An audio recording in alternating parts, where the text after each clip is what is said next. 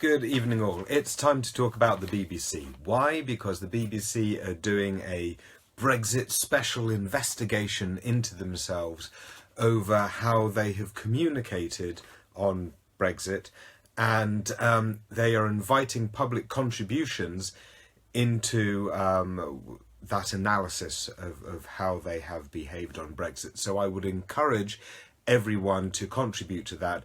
I will put details beneath this. So what I want to do here is talk about how the BBC have essentially let down the public on education on Brexit. Note that this isn't so much about balance and battles over balance. I will come to that on the end, but I've thought long and hard about how a public broadcaster could and should provide large educational resources about this complex issue alongside whatever political adversarial battles are going to happen on TV and the radio, where of course you're going to have some degree of balance, and of course you're going to have constant accusations of where the bias lies. So here is my summary. The BBC model of public education is now outdated. It's obsolete. Particularly in the era of Brexit, it cannot handle the bandwidth of everything that we've got along, all the issues. The political bandwidth has opened from that to now something absolutely colossal, and the BBC does not have resources in place in order to manage it. It is still over-reliant on political soap opera and engaging in debate around political soap opera. That brings with it now regular misinformation when you have soundbite jack-of-all-trade politicians who are out of their depth on factual knowledge on something as demanding as Brexit, because no one human can stay on top of all of the issues related to Brexit, because there is just too much of it opened up quickly. And any politicians that think they can, that think they are essentially deluding themselves and their audience. So we should have less reliance on politicians mouthing off, and there's more and more people in the public who are crying out for quality, deep, but also easy to digest resources that allow them to tap into all the issues that we're facing at the moment. A sort of go-to place that gives you your quick summary, but then deep, reliable resources on those particular issues. So given all of this, the BBC model needs to be updated. They clearly need to expand their capacity or research team, their modus operandi. We need a paradigm shift at the moment. And given that there is increasing reliance from the public on social media and various online resources that work, we should be looking at those models. And I'll go through some of those later. Right, as a general point, before the referendum even started, well, at the point which it did start, I saw a poll saying that only 8% of the public felt as though they knew how the EU works. So there is already there a failure of public education. Whose responsibility is that?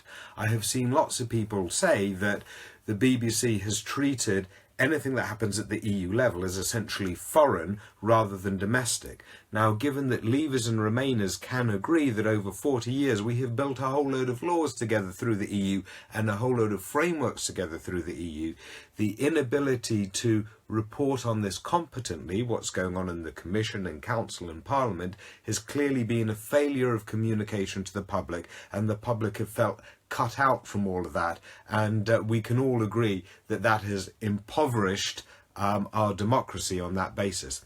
Take this example. BBC Question Time is seen to be the sort of bellwether of political discourse.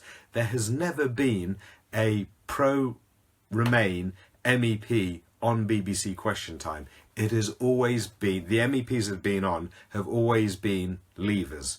That's something that they should be very alert to. Now, when the referendum debate started proper, let's say when David Cameron came into power, I had expectations that, right, this is different from a general election. You're now talking about an issue which is society-wide, that cuts across farming and fishing and health and tech and defence and science and research and innovation, all these different sectors. And so I thought that there would be good, fiery debates within all of those, and then the BBC would be going sector to sector to reporting on those. That is not what happened from the BBC and broadcast media. It was very much the general election model used again, where you're taking politicians that are male, stale and pale, and this was particularly within the Conservative Party, Team Boris versus Team Dave, and that is what absolutely dominated the coverage from the broadcast media, which I think was a major disservice to wider society. I think the model at that stage was clearly and utterly broken, because you have a ton of expertise right throughout society on all of these issues, and yet the focus was always on the whims of politicians, even when they were out of their depth at the time. Let me give you a concrete example. Within science and those issues, we had a House of Lords inquiry into science and the EU and whether it had been beneficial or not. This inquiry went on for months. It had contributions from over 70 societies, as well as oral testimonies. I gave oral testimony alongside Scientists for Britain. And then there was a report put together by that committee which included Brexiteers and Remainers. And it came to a conclusion that the scientists were overwhelmingly for the EU. But think about that volume of work that went into that was capturing all of that information, providing a consensus, drew on wider society, and it got no coverage within the BBC whatsoever. And yet there they were, swarming around Boris Johnson with cameras, should he crack jokes about knickers to the pessimists in, for example, a lingerie factory. So that's what you're looking at here. Depth in analysis being absolutely thrown away for just following around the soap opera of politicians. That is a failure on the part of the BBC, I would say. Now, let me give you some more examples on that theme, which is essentially the balance of competences documents that David Cameron's government commissioned from 2012 to 2014. There were 32 of them. They covered all the sectors of tourism and health and single market and science and innovation, and had contributions from everyone from EasyJet to the Royal College of Nurses. That is a colossal resource that David Cameron buried because he didn't like the conclusions of it, because they were too pro-EU, so he had to not communicate them because of Eurosceptics in his party. But nevertheless, this is exactly the kind of thing that the BBC should be picking up on, because you have there a wealth of information that you can provide a front end to, not just in terms of content on all of these issues, but there are all your spokespeople that you can tap into on all of these issues, should you wish to focus on what society is saying rather than focus on what the politicians are saying. Now, this problem of massive complexity across all these different domains in our relationship with the EU, and the incapability of politicians to be experts on all of them, has just been opened up even more extraordinarily now that we have 1 year to go, and our government is planning a hard Brexit, which means that we are either leaving, planning to leave, or rejigging our relationship with all of these frameworks. The Customs Union, the Single Market, the Free Movement Arrangement, European Medicines Agency, European Centre of Disease Prevention and Control, Horizon 2020 Science Programme, Erasmus Student Exchange, Copernicus and Galileo Satellite Programmes, EHIC, that's cross-border healthcare, the Euratom, a treaty on nuclear safety, Open Skies Agreement, European Aviation Safety Agency, European Food Safety Authority, European Chemicals Agency, Common Agricultural and Fishing Policies, European Structural Funds, European Investment Bank, the Digital Single Market, to name just a few. So this is quite a bit to sort out within 1 year. Leaving any of those would be a challenge in themselves. Doing all of them in parallel and then trying to think about the interactions between them is quite a substantial challenge. So where is the BBC's compendium of information in order to start getting into any one of these issues? There should be a public resource there whereby you have a starting point. Think of all the information coming through the House of Lords and their inquiries, the House of Commons and their inquiries, and also the European Commission. Why is that not being reported on the BBC? That should all be going into one place, as well as wider society reports. And the BBC, which has resources and which should up their resources, could be putting in the front end, little explainer videos.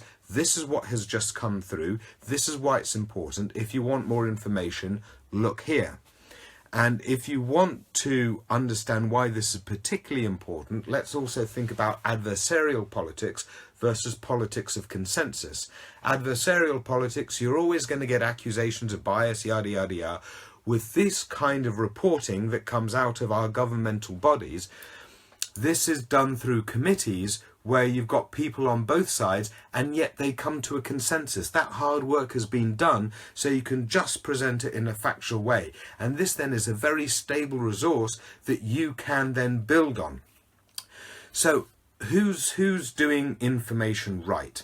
Well, apart from these government reports, House of Commons and House of Lords, there's lots of civil societies putting out very, very useful reports. There are experts such as Professor Michael Dugan, who is a constitutional lawyer in the University of Liverpool, who explains beautifully all of the challenges we're coming up to. And he does it in long form format so that you can really sit back, relax, and take in that long overview. There's also, I would like to flag up, UK in a Changing Europe, a funded organisation which is looking at all the challenges of the UK's relationship with the EU during Brexit, and they are doing fantastic impartial analysis. I spent a day at one of their conferences a couple of weeks back on Brexit and the NHS. They brought in all of the experts. It was a fantastic conference. It was really interesting and engaging for the public as well, because you're talking about issues such as access to medicines, ageing population, patient support groups, the staffing issues. Really, really accessible, really high quality information. And the quality of it makes what goes on the BBC look like 6-year-olds fighting in a playground. It really does. So there's tons of quality stuff out there, and yet our national public broadcaster isn't producing anything like this, or isn't even adequately linking to any of this. This is the challenge. Now, if the BBC were to make a resource that provides access to all of this, were to reset its model based on information coming through the mechanics and the machinery of our governmental institutions, then it could also be setting its own agenda on that basis. It could look at what's coming through, it could map out its grid on that. It could say, this is the information that we're going to talk about, and that could be by executive decision, that could be by committee, or it could even be data-driven. When you see, we're putting this up on the website, this seems to be what the public is responding to. Therefore, that's what's going to go on the news agenda. That way, they could set their own agenda based on impartial, evidence-based stuff, rather than the current situation where they seem to be led by the nose by the likes of the tabloid press, Jacob Rees-Mogg, Nigel Farage or Ian Duncan Smith, that are quick to pull the BBC in different directions based on sound bites, or if they hear something they don't like, seem to have a free pass into any studios to then go and impugn the character of the organisation or individual which said something they don't like. And this is why a lot of the public are upset, because they see this bizarre hierarchy that has been set up that doesn't seem to be merit-based or knowledge-based. It just seems to be based on individuals that are chummy within the old boys network of the BBC. So this is how I think the BBC could paradigm shift and reset its model to provide that public resource which I believe the public are crying out for. And I would like to finish with a note on BBC bias. Those who regard themselves as being in the Remain camp have watched as we believe the BBC to have been bullied and dragged off into a pro-Brexit camp which largely ignores Remain concerns. And I would put it to you very strongly that if you look at the polls, there are now consistently more people who say Brexit is wrong than right, more people who would say they would vote Remain than Leave, and more people than not who would say that they want a public vote on the end deal.